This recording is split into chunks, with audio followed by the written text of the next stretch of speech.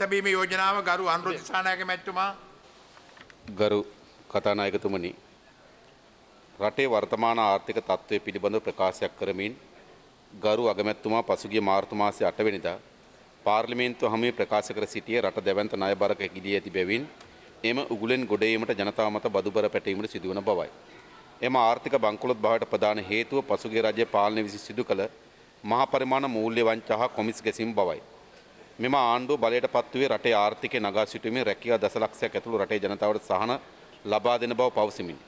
එහෙත් දැන් අගමැතිවරයා ප්‍රකාශ කරන්නේ ජනතාවට තිත්ත බෙහෙත් බීමට සිදුවන බවකි. පටි තද කර ගැනීමට සිදුවන බවකි. රට මත පැටවී ඇති අධික ණය බරත් ජනතා සහන කප්පාදුවත් ජනතා මත අධික බදුබර පැටවීමත් මෙමගින් පෙන්눔 කරන්නේ වර්තමාන ආණ්ඩුවත් කලින් ආණ්ඩුවත් අනුගමනය කළ වැරදි ආර්ථික ප්‍රතිපත්තිය. එක් එක් ආණ්ඩුවල වැරදි ආර්ථික ප්‍රතිපත්තියන්හි ප්‍රතිඵල ජනතාව මත නොපටවා රටේ ආර්ථිකය ගොඩනැගීමට දායක වන ජනතාවට වහා සහන ලබා දෙන ලෙස මෙම ගරු සභාවට යෝජනා කර සිටිමි. ඉතින් ගරු කතානායකතුමනි, පසුගියදා පාර්ලිමේන්තුවට ගරු අග්‍රාමාත්‍යතුමා විසින් ඇතරම අලුත් අයවැය ලේඛනයකට සමාන යෝජනා ඉදිරිපත් කළා. දැන් මේ 2016 වසර ගත වෙමින් තිබෙන්නේ මේ පාර්ලිමේන්තුවට පැවරී තිබෙන ප්‍රධානම මූල්‍ය බලය වන ප්‍රධානම බලයක් වන මූල්‍ය ශේස්ත්‍ර පිළිබඳ බලය මුළුමනින්ම උල්ලංඝනය වෙමින්. දැන් ඇත්තටම කරු කතානායකතුමනි, 2016 වසරට අයවැයක් නැති හා සමාන. මොකද 2016 අයවැය ලේඛනය. අයවැය ලේඛන ඉදිරිපත් කරලා එකක් කිව්වා, අතරමැදි තව එකක් කිව්වා, සම්මත වෙන වෙලාවෙදි තව එකක් කිව්වා, සම්මත වෙලා මාස දෙකක් යන්න කලින් අග්‍රාමාත්‍යවරයා තව එකක් කියනවා. ඒ නිසා අද මේ 2016 වසර ගත වෙමින් තිබෙන්නේ නිශ්චිත අයවැය ලේඛනයක් සම්මත නොවී ආකාරයේ. විවිධ සංශෝධනයන් සහිත විවිධ උවමනාවන් සහිතව විවිධ අවස්ථාවල ඉදිරිපත් කරපු අයවැය ලේඛනය. ඉතින් ලංකාවේ පළවෙනි වතාවට නිශ්චිත අයවැය ලේඛනයක් නොමැති ආණ්ඩුවක් මේ අවුරුද්ද ගත කරමින් තිබෙනවා. ඒ වගේම ගරු අගමැතිතුමා රටේ ආර්ථිකයේ තත්ත්වය පිළිබඳ යම් භයානක චිත්‍රයක් හදන කතාවක් කරා. ස්තුතිවන්ත වෙනවා. මොකද මීට කලින් ඒවා කරන්නේ විපක්ෂයේ. හැමදාමත් ආණ්ඩුව පෙනී හිටියේ නෑ ආර්ථිකය හොඳයි කියන්නේ. නමුත් මේ පාර්ලිමේන්තුවට ඇවිල්ලා අගමැතිවරයාටම කියන්න සිද්ධ වෙලා තිබෙනවා ආර්ථිකයේ ඇති වී තිබෙන මහා ඛේද වාචකය. හැබැයි 2016 ඕක කිව්වට සහතික වශයෙන්ම ලබන අවුරුද්ද ඕක කියන්නේ නෑ. මොකද 2016 ඕක කියන්න පහසු වෙන්නේ ඒ සියල්ල බැර කරන්න පුළුවන් හිටපු පාලකයන්. හිටපු පාලකයන්ගේ ණයබර, හිටපු පාලකයන්ගේ අසාර්ථකකම, හිටපු පාලකයන්ගේ පොලි අනුපාතිකයන්, හිටපු පාලකයන් ගහපු ගේම්, ඒ විදිහට ඕක කියන්න පුළුවන්. හැබැයි ඊළඟ වසරේ ওই කතාව ওই විදිහට කියන්නේ නැහැ. අපි මේ පාර්ලිමේන්තුවේ চিරාත් කාලයක් දැකපු අත්දැකීම තමයි ඊට පස්සේ ඊට වඩා හොඳ සුරංගනා කතා තමයි මේ පාර්ලිමේන්තුවේ අහන්නේ. ඒ නිසා පළමු වතාවට මා දන්නේ මීට පස්සේ අගමැතිවරයාගෙන් ඔවින එකක් ඉන්නේ නැහැ සහතික වශයෙන්ම. ඊට පස්සේ ඉන්න සංගවන ලද තොරතුරු දත්ත. නමුත් ඉදිරිපත් කළ තියෙන භයානක කතාව. මේ භයානක කතාව අද ඊයේ පටන් ගත්ත එකක් නෙවෙයි කියලා අපි කවුරුත් විශ්වාස කරනවා. මේ භයානක කතාවෙන් ගොඩ එන්න, මේ ගැඹුරුතම ආර්ථික අර්බුදයෙන් ගොඩ එන්න දැක්මක් හෝ සැලැස්මක් නොමැති බව ඉතා පැහැදිලිව තමුන්නාන්සේලා මේ ගත වෙමින් තිබෙන තප්පරයක් පාසා පෙන්눔 කරමින් තිබෙනවා. මොකද ගරු කතානායකතුමනි, අපේ රටේ ආර්ථිකයේ පැති ගණනාවකින් අර්බුද ගණනාවකට මුහුණ දීලා තිබෙන බව ඇත්ත. උදාහරණයකට මා කියන්නම්. ආර්ථික වර්ධන වේගය ගත්තොත් ගරු කතානායකතුමනි, දැන් 2010 පදනම් වර්ෂය 2010 පදනම් කරගෙන අලුත්ම සංඛ්‍යාලයකට ඉදිරිපත් කළ තිබෙන සංඛ්‍යාලයක දෙපාර්තමේන්තුව විසින් ඒකේ කියනවා 2011 වසරේ ආර්ථික වර්ධන වේගය 8.4යි කියලා, 2012 වසරේ ආර්ථික වර්ධන වේගය 9.14යි කියලා, 2013 වසරේ ආර්ථික වර්ධන වේගය 3.4යි කියලා, 2014 වර්ෂ ආර්ථික වර්ධන වේගය 4.6යි කියලා, 2015 වසරේ ආර්ථික වර්ධන වේගය 4.8යි. 4.8ක් 2015 වසර වෙනකොට 2015 අවසන් කාර්තුවේ අවසන් මාස 3 ආර්ථික වර්ධන වේගය 2.5යි. මේක ඇත්ත. ඒ නිසා තමුන්නාන්සලා අපේක්ෂා කරන මේ 2016 5.3ක ආර්ථික වර්ධන වේගයකට ගෙන යන්න කිසිසේත්ම මෙම ඉලක්කයට යන්න පුළුවන් කමක් ලැබෙන්නේ නැහැ. පැරණි කබ්‍රාල් සූත්‍රය නැතුව, PB සූත්‍රය නැතුව. පැරණි කබ්‍රාල් සූත්‍රය තමයි, පැරණි PB සූත්‍රය තමයි මේ සංඛ්‍යා දත්ත විකෘති කරපු එක. මේ පාර්ලිමේන්තුව ඉතා පැහැදිලි ලෙස මා විසින් සංඛ්‍යා දත්ත විකෘති කිරීම පිළිබඳව සාක්ෂි තොරතුරු සහිතව ඉදිරිපත් කරලා තිබෙනවා. මා දන්නේ ඉදිරිපත් කරාට පසුව ඒ සංඛ්‍යා දත්ත වසන් කිරීම සඳහා වැරදි සංඛ්‍යා දත්ත සකස් කිරීම සඳහා එකඟ නොවුණු නිලධාරීන්ගේ වැඩ තහනම් කරා කබ්‍රාල්. එමය මේ රට ගෙනිච්චි. දැන් අග්‍රාමාත්‍ය කාර්යාලයේ නිලධාරීන්ට යම් වගකීමක් ලබා දීලා තිබෙනවා. නමුත් මම හිතනවා ඌට ඊට වඩා ලොකු වගකීමක් ලබා දී යුතු තිබෙනවා. ඒ නිසා මේ දත්ත මේ අලුතෙන් ඉදිරිපත් කළ තියෙන 5.3 සංවර්ධනයේ වාර්ථික වර්ධන වේගයට යන්න පුළුවන්කම තිබෙන්නේ කබ්‍රාල් සූත්‍රය අනුගමනය කරොත් විතරයි. සංඛ්‍යා දත්ත වසන් කරොත් පමණයි නැතුව යන්න පුළුවන්කමක් ලැබෙන්නේ නැහැ. ඒ විතරක් නෙවෙයි. ආර්ථිකයේ වර්ධනය විතරක් නෙවෙයි ගරු සභා කතානායකතුමනි, ආර්ථික අතිශය වැදගත් ප්‍රසාරණේ. දැන් ආර්ථිකයේ ප්‍රසාරණයට මොකද සිද්ධ වෙලා තිබෙන්නේ? බස්නාහිර පළාතේ අපේ රටේ ජාතික ධනයෙන් දල ජාතික නිෂ්පාදිතයෙන් 42ක් දෙනෙකුට. දකුණ පළාත දෙන්නේ 11%යි. මධ්‍යම පළාත දෙන්නේ 11%යි. උතුරු පළාත 3.8යි. නැගෙනහිර පළාත 8.3යි. වයඹ පළාත 10.2යි. උතුරු මැද 5.1යි. ඌව 4.7යි. සබරගමුව 6.1යි. ඒ කියන්නේ මොකක්ද? ආර්ථික වර්ධනය වගේ වැදගත් ආර්ථික ප්‍රසාරණය. හැබැයි සිද්ධ වෙලා තියෙන දේ තමයි අපේ රටේ දල ජාතික නිෂ්පාදිත 42කට වඩා වැඩි ප්‍රමාණයක් දෙන්නේ බස්නාහිර පළාත. 3.8ක් වෙන කුඩා ප්‍රමාණයක් තමයි උතුරු ලබා දෙන්නේ. ඒකෙන් පෙන්눔 කරන්නේ මොකද්ද? ආර්ථිකයේ වර්ධනය වගේම ආර්ථිකයේ ප්‍රසාරණය වැදගත්. ඒ ආර්ථිකයට ජනතාව සම්බන්ධ වෙන්නේ නැහැ.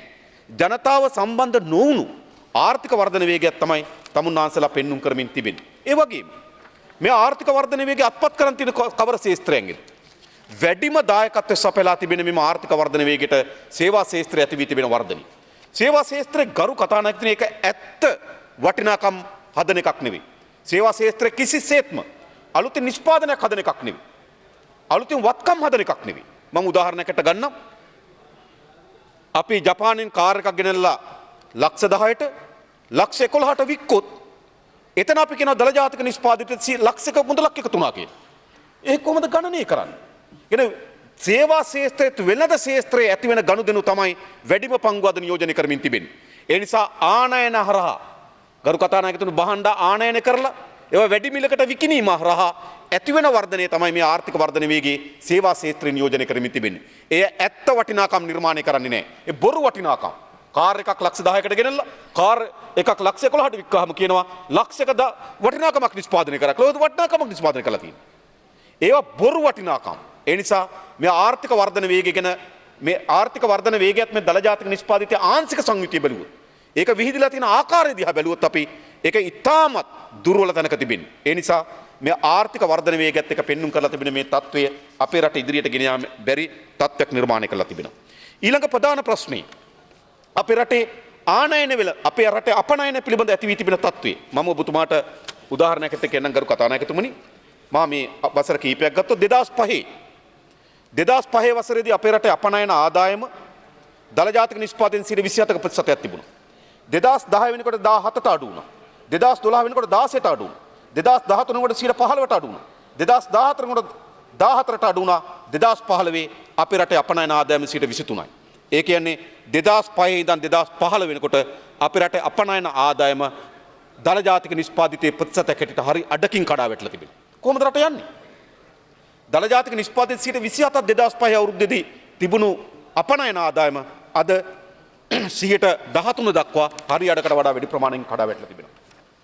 ඒ විතරක් නෙවෙයි කරු කතානායකතුමනි. මම පෙන්눔 කරන්න ලෑස්ති ලෝක වෙළඳාමේ අපේ පංගුව. දැන් අපි ලෝක වෙළඳාමේ අපි කොච්චර පංගුවක් දත්පත් කරන් තිබින්නේ? ගරු කතානායකතුමනි 1970 දී ලෝක වෙළඳාමේ අපේ පංගුව 0.1.07යි. ලෝක වෙළඳාමේ ශ්‍රී ලාංකේය පංගුව 0.1.07ක් තිබුණා. ඒ කියන්නේ ලෝකේ ඩොලර් 1000ක වෙළඳාමක් සිද්ධ වුණොත් අපිට ඩොලර් 1ක් ආවා. ඒක තමයි 1970 දී.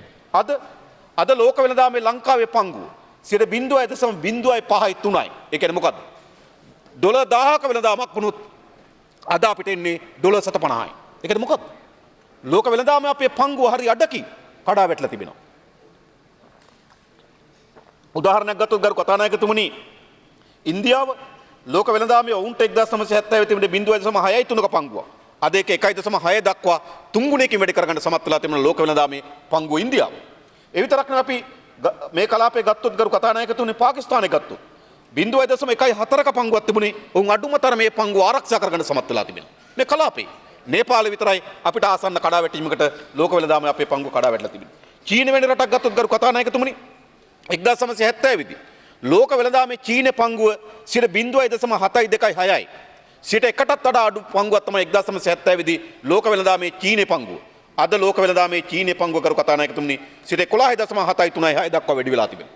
එන 12 ගුණයකට වඩා වැඩි පංගුවක් ඔවුන් අත්පත් කරගන්න සමත් වෙලා තිබෙනවා. හැබැයි එන්න අපි ලෝක වෙළඳාමේ පංගුව කඩා වැටෙමින් තිබෙනවා. මෙහෙම රටකට ඉස්සරහට යන්න පුළුවන්. මා උදාහරණයකට ගියොත් ගරු කතානායකතුමනි මේ 2014 වසරේ අපිට පිටරටින් බහන්න ආනයන කිරීම වෙනුවෙන් ඩොලර් මිලියන 19416ක් අවශ්‍ය වුණා. හැබැයි පිටරට බහන්න යවලා අපිට හම්බුනේ ඩොලර් මිලියන 11130යි. ඒ කියන්නේ ඩොලර් බිලියන 8.2ක වෙළඳ පරතරය. ඩොලර් මිලියන 8299ක වෙළඳ පරතරයක් තිබෙනවා. 2015 වසරේ කරුකත් 2014 වසරේ ඩොලර් මිලියන 8299ක් උපයනකොට මේ වසරේ අපි උපයලා තිබෙන්නේ 2015 ඩොලර් මිලියන 8429යි අපි අපනයන ආදායම. ඒ වර්ධනය කිසිසේත්ම ප්‍රමාණවත් වර්ධනයක් නෙවෙයි. ඒ නිසා අපි මේ අපනයන ඇකිලීම ලෝක වෙළඳාමේ අපේ පංගුව අහිමිවීම අපිට ආනයන විශාල ප්‍රමාණයක රැඳී පැවතීම මේ ආර්ථික අර්බුදයේ ගැඹුරටම කිඳා බහන ප්‍රශ්නයක් බවට පත් වෙලා තිබෙනවා. ඊළඟ ප්‍රධාන ප්‍රශ්න කරු කතානායකතුමනි රාජ්‍ය ආදායම. රාජ්‍ය ආදායමට මොකක්ද සිදු වෙලා තිබෙන්නේ? 2010 වසරේ රාජ්‍ය ආදායම 13ක් තිබුණා. 2011 වෙනකොට ඒක 13.6ට ගියා. 2012 දී ඒක 12.2ට බැස්සා. 2013 දී ඒක 12ට බැස්සා. අද 11.7යි රාජ්‍ය ආදායම. දල ජාතික නිෂ්පාදිතයක් හැටියට රාජ්‍ය ආදායම 11.7ට පහළ බැලලා තිබෙනවා. මෙවැනි පහළ බහින රාජ්‍ය ආදායම සහිතව කොහොමද ඉස්සරහට යන්නේ? ආණ්ඩුවට ආදායමක් නැත්තම්. ආණ්ඩුවේ ආදායම එන්න විශාල ප්‍රමාණයෙන් කඩාවැටිච්ච රාජ්‍ය බවට පත් වෙලා තිබෙනවා. ඊළඟ ගරු කතානායකතුමනි අපේ රටේ ණය වෙළඳ පොලේ ඇති වී තිබෙන අර්බුදය ගරු අග්‍රාමාත්‍යතුමා ටිකක් වැඩිපුර කතා කරපු. ඒක ඇත්ත. අයවැලියක ඉදිරිපත් කරන තමුන්වහන්සේලා කිව්වා රුපියල් බිලියන 8475ක ණයකරුවෝ කියලා අපි. නමුත් අයවැලියක ඉදිරිපත් කළ මාස දෙකකට පස්සේ ගරු අගමැතිතුමා කියනවා නෑ අපි නැවත හොයාගත්තා ඩොලර් බිලියන 9500යි අපේ ණය රුපියල් බිලියන 9500යි අපේ ණය පංගුව කියලා. ඊට පස්සේ දැන් කියනවා නෑ මේකත් අපිට හරියට හොයාගන්න බෑ. අපි ජාත්‍යන්තර මූල්‍ය අරමුදලට එන්න කියලා තියෙනවා. ණය ප්‍රමාණය කොච්චරද කියලා හොයලා දෙන්න කියලා. ඒක හරියට තමන්ගේ අඹුඩ කැඩුනහම වටේ කැරකි බලනවා අඹුඩ කැඩුවේ කවුද කියලා. මේ වගේ කතාවක් නේ. රටක් හැටියට ණය ප්‍රමාණය දන්නේ නැතුව ආණ්ඩුවක් තියෙනවා. මොකද මේ සිද්ධ වෙලා තිබෙන්නේ? තමන්ගේ අඹුඩ කැඩුනට පස්සේ වටේ කැරකි බලන්නේ කවුද අඹුඩ කැඩුවේ? අඹුඩේ නෑ වගේ මේකනේ සිද්ධ වෙලා තියෙන්නේ. රටක් තියෙනවා ණය ප්‍රමාණය දන්නේ නැති. මොකද මේ සිද්ධ වෙලා තිබෙන්නේ? අයවැලියකට ඉදිරිපත් කරන බිලියන 8475ක් වෙනවා. අද බිලියන 9500ක් වෙනවා. ගරු අග්‍රාමාත්‍යතුමා කියන මේක බිලියන 10500 පවා ඉක්මවන්න පුළුවන් කියලා. ඒ නිසා මේ ණය ශේෂ්ත්‍රයේ ඇති වී තිබෙන අර්බුදය සරල නෑ ගරු කතානායකතුමනි මම ඔබතුමාට තවත් එක පැහැදිලි කරමු. 2011 වසරේ රාජ්‍ය ආදායම රුපියල් බිලියන 967යි. ණය පොලි වාරිකය ගෙවන්න බියදන් වුණා රුපියල් බිලියන 896ක්. කල්පනා කරලා බලන්න. රජයේ මුළු ආදායමෙන් 92.6ක් ගියේ ණය පොලි වාරිකය ගෙවන්න. 2012 වසරේ රජයේ ආදායමෙන් 96.7ක් ගියේ ණය පොලි වාරිකය ගෙවන්න. 2013 වසරේ රජයේ ආදායම රුපියල් බිලියන 1137යි. හැබැයි ණය පොලි වාරිකය රුපියල් බිලියන 1162යි. ඒ කියන්නේ මොකද්ද? රජය උපයා ගන්න ලද මුළු මුදල් ප්‍රමාණය රුපියල් බිලියන 1137ක් වෙනකොට රජයට සිද්ධ වෙන ණය පොලි වාරිකය ගෙවන්න රුපියල් බිලියන 1162ක්. ඒකට රජය උපයා ගන්න ලද මුදල් ප්‍රමාණය ප්‍රමාණවත් නැහැ ණය පොලි වාරිකය ගෙවන්න. ඒ කියන්නේ රජයේ ආදායම් වගේ ණය පොලි වාරිකය ගෙවුවා 102.2%. 2014 වෙනකොට රජයේ ආදායම රුපියල් බිලියන 1254යි. ණය පොලි වාරිකය රුපියල් බිලියන 1052යි. කියන්නේ 183ක් රජයේ ආදායම යන්නේ ණය පොලි වාරිකය ගෙවන්න. තමුන්නාන්සලා කියනවා 2016 වෙනකොට ඒක 159ට අඩු කරනවා කියලා. 159ට අඩු කරන්න බෑ සාතික වශයෙන්. කොහොමද අඩු කරන්නේ? මේ අපේක්ෂා කරන ආදායම ලැබෙන්නේ නැහැ සාතික වශයෙන්.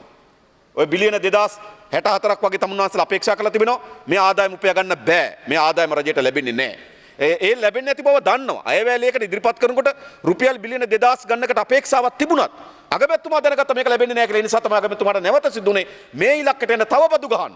තවත් මේ ඉලක්කයට යනවන් තමුන්නාන්සලා සිද්ධ වෙන්නේ තව බදු ගහන්න විතරයි. ඒ නිසා මේ හිර වෙලා තියෙන ණය කන්ද හිටපු පාලකයා ණය කන්දට නැගලා ඉන්න පාලකයට හූ කියනවා. ඉන්න පාලකයා ණය කන්දට නැගලා හිටපු පාලකයට හූ කියනවා. ඇත්තටම කරන්න ඕනේ මේ පාලක දෙන්නම ණය කන්දට නැගලා ජනතාව හූ කියන්න ඕන. මේ රට්ට කරලා තියෙන අපරාධය හැටියට. මේ තරම් ණය කන්දක් ගහලා අග්‍රාමාත්‍යවරයාට අද පැවරී තිබෙන්නේ. ජාත්‍යන්තර මූල්‍ය අරමුදල කැඳවන්න තියෙන්නේ ණය කොච්චරද කියලා හොයන්න නෙවෙයි. මේ ගත්තු ණය වලට මොකද කරේ කියලා හොයන්න ඕන. මේ රටේ ජනතාව වන්දි ගෙවන්න ඕනේ නේ. රුපියල් බිලියන 9,50,000ක් ණයකරු වුණා. අගමැතිතුමා ඒක කියනවා අනාගතයේදී හරියට සංඛ්‍යා දත්ත හොයාගත්තොත් බිලියන 10,500ක් වේවි කියලා. බිලියන 10,500 කියලා කියන ගරු කතානායකතුමනි ආසන්න වශයෙන් ගත්තොත් අපේ රටේ සෑම පුරවැසියෙක්ම 5,25,000ක ණයකරුවෙක් වෙනවා.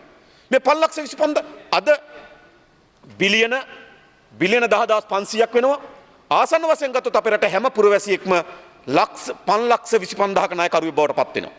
දැන් අද ඉපදුණු බිලින්දාගේ සිට ලෙඩ ඇඳේ ඉන්න මහල්ලා දක්වා හැම දෙනාම 5,25,000ක ණයකරුවෙක් බවට පත් වෙලා තිබෙනවා. ඒ ජනතාව කවරක් කරන්නද? ඒ නිසා පළමුව කළ යුතු තිබෙන්නේ ණය ප්‍රමාණය හොයන එකට වඩා මේ ණය වලින් කරේ මොකක්ද? රට දැනගන්න ඕන. මේ රට තමයි මේ ණය ගෙවන්නේ. දැනට සාමාන්‍ය ලෙස ගත්තොත් මේ ණය වලින් 40%ක්වත් එක්ක නාස්ති කිරීම, එක්ක කොමිස්, එක්ක අපතේවීම, එක්ක හොරකම් බවට පත් වෙලා තිබෙනවා. මේ ණය කන්දරාවෙන් 40%ක් සුවල්ප ප්‍රමාණයක් නෙවෙයි. ආසන්න වශයෙන් ගත්තොත් බිලියන 4,000ක්වත් ආසන්න වශයෙන් ගත්තොත් මේ ණය කන්දෙන් බිලියන 4,000ක්වත් කොමිස් වලට ගිහිලා තිබෙනවා. ණයවල මේ හොරකමට ගිහිලා තිබෙනවා. නාස්තියට ගිහිලා තිබෙනවා. අපතේ ගිහිලා තිබෙනවා. එනිසා මේ බිලියන 4,000 මේ රටේ ජනතාව ගෙවන්න ඕන ණය නෙවෙයි. ඒවා හිටපු පාලකයෝ ගෙවන්න ඕන ණය. එනිසා මේ ණය කන්දරාව නැවත සමාලෝචන ලක් කරන්න ඕනකම තිබෙන්නේ ණය ප්‍රමාණය පිළිබඳව නෙවෙයි. මේ ණය වලට උනේ මොකද්ද කියලා සමාලෝචනයක් කරන්න ඕනකම තිබෙනවා. රට ඉදිරිපත් කරන්න ඕනකම තිබෙනවා. මෙච්චර ණය ප්‍රමාණයක් ගත්තා. මෙන්න හදපු ව්‍යාපෘතිය. ඒක ඇත්ත වටිනාකම මෙච්චරයි. මෙන්න අපිට ඒ ණය ප්‍රමාණයෙන් අපිට අහිමි වෙච්ච වත්කම කියන එක පිළිබඳව පැහැදිලි අදහසක් අපිට ඉදිරිපත් කරන්න ඕනකම තිබෙනවා. ඒක තමයි හතරවෙනි අර්බුදය මේ ඇති වී තිබෙන ණය අර්බුදය. පස්වෙනි අර්බුදය කරු කතානායකතුමනි අපේ රටේ ආදායම් බෙදී යාමේ විෂමතාවය. මට මතකයි නොවැම්බර් මාසේ 5 වෙනිදා මේ පාර්ලිමේන්තුවට ප්‍රකාශ කරමින් අගමැතිතුමා කිව්වා රටේ ජනගහනයෙන් 43%ක දෛනික ආදායම ජනගහනයෙන් 43%ක දවසක ආදායම ඩොලර් 2කට අඩුයි කිව්වා. ඩොලර් 2කට අඩුව කොහොමද ජනතාව ජීවත් රුපියල් 280ට අඩුයි කරු කතානායකතුමනි ජනගහනයෙන් 43%ක ආදායම දවසක ආදායම රුපියල් 280ට වඩා අඩුයි. රුපියල් 280ට වඩා අඩුවෙන් මිනිස්සු ලක්ෂ 86ක ජනගහනයෙන් ලක්ෂ 86ක ආදායම ඩොලර් 2කට අඩු රුපියල් 280ට වඩා අඩුයි කියලා තමුන්නාන්සේලා කියනවා. එහෙනම් මේ පෙන්눔 කරලා තියෙන මොකද්ද? මෙතෙක්කල් තමුන්නාන්සේලා අනුගමනය කරලාද ආර්ථික ප්‍රතිපත්ති අසාර්ථක භාවය නෙවෙයි. මේ දත්ත වලින් පෙන්눔 කරන්නේ මේකනේ. මේ දත්ත වලින් පෙන්눔 කරන්නේ මේ රාජපක්ෂ පාලනයේ තිබෙනම දුර්වලකම් නෙවෙයි. රාජපක්ෂ පාලනයේ අර්බුදයේ තීව්‍ර කරා එක ඇත්ත. ඔවුන්ගේ තිබුණ හැසිරීම, ඔවුන්ගේ තිබුණ ව්‍යාපෘති, ඔවුන්ගේ තිබුණ කටයුතුකම් මේ අර්බුදයේ තීව්‍ර කරන්න හේතු සාධක උනා. හැබැයි මේ අර්බුදේ රාජපක්ෂ පාලනයේ නෙවෙයි. රාජපක්ෂ පාලනය මේ අර්බුදය තීව්‍ර කරා. ඒක ඇත්ත. හැබැයි මේ අර්බුදය තමුන්නාන්සේලා අනුගමනය කරමින් තිබෙන වැරදි ආර්ථික ප්‍රතිපත්තියේ අර්බුදයක් බවට තමයි මේ අර්බුදය පත් වෙලා තිබෙන්නේ. ඒ නිසා තැන්වත් තමුන්නාන්සේලා මේ අර්බුදයෙන් ගොඩ එන්න, මේ අර්බුදයෙන් ගොඩ ඒම සඳහා තමුන්නාන්සේලා උපාය මාර්ගයක් සකස් කරන්න සූදානම්ද කියන ප්‍රශ්නේ තමයි දැන් අපුහම තිබෙන්නේ. අපිට ඕන තරම් මේ අර්බුදය පිළිබඳව මේ අර්බුදයේ ස්වභාවයන් පිළිබඳව සාකච්ඡා කරන්න පුළුවන්. හැබැයි ඒක තව පැතිවලින් තව මානවලින් මේ පාර්ලිමේන්තුවේ පිටතත් අපිට අර්බුදය ගැන කතා කරන්න පුළුවන්. හැබැයි දැන් තියෙන ප්‍රශ්නේ එක නෙවෙයි ගරු කතානායකතුමනි. මේ අර්බුදයෙන් ගොඩ ඒම සඳහා වර්තමාන ආණ්ඩුව අනුගමනය කරන ප්‍රතිපත්තියට පුළුවන්ද? මේකම අහන්න. තමුන්නාන්සේලාගේ එක ප්‍රතිපත්තියක් ණය, දඩ, බදු. ඕක අලුත් උත්තරයක් නෙවෙයි. දැන් මේ අයවැය ලේඛන ඉදිරිපත් කරලා පෙන්වුවේ මොකද්ද? තමුන්නාන්සේලාට මේක ඔක උත්තරයක් තමයි බදු. රවි කරුණානායක මහත්තයා උදේ පාර්ලිමේන්තුවට දීපු උත්තරය අනුව මොකද්ද? ගිය අවුරුද්දේ රුපියල් මිලියන ලක්ෂ 11ක් ණය අරන් තියෙනවා. 2014 අවුරුද්දේ රුපියල් මිලියන ලක්ෂ 9යි ණය ගත්තේ. 2015 වසරේ ණය අරන් තිනවා රුපියල් මිලියන ලක්ෂ 11ක්. ඒ කියන්නේ මොකද්ද? තමුන්නාන්සේලාට ඊළඟ උත්තරේ ණය 3 දඩ. දැන් ඔය අපිට දන්නවනේ දැන් කඩාපැනීම් වැඩි වෙලා තියෙනවා. පොලිස් නිලධාරීන් අපිට හම්බුනාම කියනවා වැඩියෙන් පාරේ ඉන්න කියලාලු වැඩියෙන් දඩකොළ දෙන්නලු සතියට දඩ ඉලක්ක දීලා තියෙන දේ. නිසා මේ අලුත් කතාවක් නෙවෙයි. ණය, බදු, දඩ. ඔන්න තමුන්නාන්සේලාගේ එක උත්තරය. ඊළඟ උත්තරේ තමුන්නාන්සේලා කල්පනා කරන ආයෝජකයෝ ගෙන්න ගන්න පුළුවන් වේවි. දැන් තමුන්නා ගරු අග්‍රාමාත්‍යතුමා ගිහිල්ලා මොකද විශාල මොකද ව්‍යාපාරිකයන්ගේ සමුළුවක් හම්බුණා කිව්වා. මා දැක්කේ සමුළුව කතා කරනවා. මා දවස් වල මම හිතන්නේ එතුමා එතන ලොබි කරමින් ව්‍යාපාරිකයෝ හම්බුණා එන්න කියලා. එන්නේ නැහැ. තමුන්නාන්සේම කියනවා G20 රටවල් වල මුදල් අමාත්‍යවරුන්ගේ සහ මහ බැංකුව අධිපතිවරුන්ගේ සාකච්ඡාවක් තිබුණා. ඒ සාකච්ඡාවේදී ලෝකයේ ආර්ථිකයේ මේ ඇති වෙන තත්ත්වය පිළිබඳ විග්‍රහයක් කරලා තිබෙනවා. ඔවුන් කියනවා මේ ලෝකයේ ආර්ථික වර්ධනය ගිය අවුරුද්දට වඩා 0.2කින් මේ අවුරුද්දේ කඩා වැටෙනවා කියලා පෙන්වුම් කරලා තිබෙනවා. ඒ නිසා ලෝකයේ ආර්ථික විශාල අවපාතයක ලක් කරමින් තිබෙන්නේ. ඒ අවපාතයක ලක් වෙමින් තිබෙන තැනක තමයි තමුන්නාන්සේලා ගිහිල්ලා ආයෝජකයන්ට එන්න කියන්නේ එන්නේ නැහැ. මේක 1978 ඉඳන් මේ ආයෝජකයන් පස්සේ ගියා. කවුද ආවේ මට කියන්න? මට කියන්න තමුන්නාන්සේලා ගෙනාවේ කවුද? අනුරාධපුර දිස්ත්‍රික්කේ මම ඉතා හොඳින් දන්න දිස්ත්‍රික්කයක්. ඒ දිස්ත්‍රික්කේ කොතනක හරි අලුතෙන් විදේශික ආයෝජකයෙක් ඇවිල්ලා ඉඩමක් අරගෙන අත්තිවාරම දාලා බිත්ති නංවල ගොඩනැගිල්ල හදලා මැෂින් හයි කරලා යන්ත්‍ර සූත්‍ර හයි කරලා කම්කරුව බඳවගෙන පුහුණු කරලා භාණ්ඩයක් හදලා පිටරට වික්කා. එහෙම ෆැක්ටරියක් ආවද කොහාටවත්? කොහෙද මේ ෆැක්ටරියක් මේ 78 ඉඳන් කියන කතාව මේක. මේ ආයෝජකයෙක් ගේන කතාව තමයි තමුණ අර ආයෝජකේනෝ මේ ආයෝජකනේ කවුද ආවේ? එක අනුරාධපුර දිස්ත්‍රික්කෙ මට එක කර්මාන්තශාලාවක් කියන විදේශිකයෙක් ඇවිල්ලා ඉඩමක් අරගෙන ගොඩනැගිලි හදලා යන්ත්‍ර සූත්‍ර හයි කරලා තරුණයන් බඳවගෙන පුහුණු කරලා භාණ්ඩයක් හදලා වෙළඳපොළට නිකුත් කරපු එක ආයෝජකයෙක්වත් ආවේ නෑ. හැබැයි ආව මොකටද? ආව රජයේ දුවමින් තිබෙන කර්මාන්තශාලා ටික ගන්න. තුල්ලිරිය රෙදි කම්මල තිබුණා. ඒක රෙදි කම්මලක් නෙමෙයි රෙදි ජනපදයක් තුල්ලිරිය කියන්නේ. ඒකට පිට්ටනි තිබුණා. ඒකට ගබඩා තිබුණා. ඒකට වෙනම හෝල් තිබුණා. වෙනම කර්මාන්තශාලා තිබුණා. තුල්ලිරිය රෙදි ජනපදයක් තිබුණා. අන්න ඒක ගන්න ආවා. අලුතින් ආයෝජනය කරන්න ආවේ නැ දුවන එකක් ගන්න ආවා. තුල්ලිරිය ගන්න ආවා. මත්තේගොඩ ගන්න ආවා. පූගොඩ ගන්න ආවා. ඇඹිලිපිටි කඩදාසි කම්මලා ගන්න ආවා. වාණි සංස්ථාව ගන්න ආවා. ඔරුවල මේ සීනි සංස්ථාව ගන්න ආවා. පුත්තලමේ සිමෙන්ති එක ගන්න ආවා. තුනිලෑලි සංස්ථාව ගන්න ආවා. සෙල් ගෑස් එක ගන්න ආවා. ඒවට නාවි. මට කියන අලුතෙන් ආයෝජනය කරලා පටන් ගත්ත ව්‍යාපාරය ආවේ නෑ. ආවේ මොකටද? අලුතින් මුදලක් ගෙනල්ලා ප්‍රාග්ධන යොදවලා අලුත් ස්ථානයක් පටන් ගන්න එක ව්‍යාපාරික වශයෙන් අනතුරුදායක වැඩි, අවදානම් සාගත වැඩි. ඒ නිසා වුන් කරන්නේ මොකද්ද? වුන් කරන්නේ දුවන ව්‍යාපාර ගන්නවා. ඇම්ප්ලිපිටිය කඩදාසි කම්මල දුවමින් තිබුණා. ඔයත් ඒක මං කියන්නේ නැහැ. හරිද? ඒක මම වෙනම කියන්නම්කෝ. නෑ මං කියන්නේ. ඒව මොනවද ආවේ කියලා කියන්න. මම මේ කියන්නේ රටේ නිෂ්පාදනයට දායකුණු කර්මාන්තශාලා මොනවද ආවේ? ඒව ඇවිල්ලා අපි කිලිම ආයෝජන ඉලක්ක කරගත්තුයි. දැන් ඇම්ප්ලිපිටිය කඩදාසි කම්මල දුවමින් තිබ්බා. යන්ත්‍ර සූත්‍ර තිබ්බා. පුහුණු සේවකයන් හිටිය වෙළඳපොළක් තිබ්බා. ආව සුද්ද ඒක ගත්ත ඒක ඉඩම තිබ්බා බැංකුවට යන්ත්‍ර සූත්‍ර පරණයකට වලට වික ගියා යන්න. ඔන්න තමුන්නාසලා ගෙනාපු ආයෝජකයා. ආයෝජකෙක් ආවා හිඟුරාන සීනි කම්මල ගන්න. ඉඩම් ටික තිබ්බා. ඉඩම් ටික බැංකුවට තිබ්බා. යන්ත්‍ර සූත්‍ර ටික පරණයකට වලට වික්ක හිඟුරාන කර්මාන්තශාලාව වැහුවා ගියා යන්න. ඔන්න ආපු ආයෝජකෙක්. ඊළඟ ආයෝජකෙක් ආවා මත්තේ තුල්ලිරිය රෙදි කම්මල ගන්න. රෙදි කම්මල ගත්තා. ඉඩම උකස් තිබ්බා. යන්ත්‍ර සූත්‍ර පරණයකට වලට වික්ක කඩා වැටලා තිබුණා. ආයෙ එක්කෙනෙක් දාලා යාන්තම් පණ ගහගෙන තියෙනවා. මත්තේ ගොඩක් එහෙමයි. Order please. Small announcement. අද දින 5:03 පැවැත්වීමට නියමිත තිබූ පාර්ලිමේන්තු කටයුතු පිළිබඳ කාරක සභාවේ රැස්වීම 4:30ට පවත්වනු ලබන බව සියලුම කාරක සභා මහත්මයන්ට දැන්වීමට කැමැත්තෙමි. බොහොම ස්තුතියි කතා නැවතුනේ. ඉතින් මම කියන්නේ ඒ නිසා එහෙම ආවේ නැහැ. ආයෝජකයාවේ දුවමින් තියෙන එකක් ගන්න ආවා. හෙටත් තමුන්නාන්සලා ඉන්ෂුරන්ස් සමාගම විකුණනවා කිව්වොත් ගන්නයි. ඇයි? ශ්‍රී ලංකා රක්ෂණ සංස්ථාව තිබෙනවා. ලංකාවේ වැඩිම ජීවිත රක්ෂණ ප්‍රමාණයක් රක්ෂණ වෙලා තියෙන එක විශාල ස්ථාවර තැන්පතුවක් තිබෙනවා. හොඳ ජාලයක් තිබෙනවා. රක්ෂණ සංස්ථාව විකුණනවා කිව්වොත් ආයෝජකයෙක් එනවා ගන්න. හෙට තමුන්නාන්සලා ලංකා හොස්පිටල් එක විකුණනවා කිව්වොත් දොස්තරලා ඉන්නවා, පුරුදු වෙච්ච ලෙඩ්ඩු ඉන්නවා, මැෂින් තියෙනවා, බිස්නස් එක දුවනවා විකුණනවා කිව්වොත් ගන්න එනවා. හෙට තමුන්නාන්සලා හිල්ටන් එක විකුණනවා කිව්වොත් හිල්ටන් එකේ කාමර තියෙනවා, පුරුදු වේටර්වරු ඉන්නවා, පුරුදු කෝකියන් ඉන්නවා, බුකින් දාලා තියෙනවා අවුරුදු දෙකකට වඩා ඈතට හිල්ටන් එක විකුණනවා කිව්වොත් හෙට ගන්න එනවා.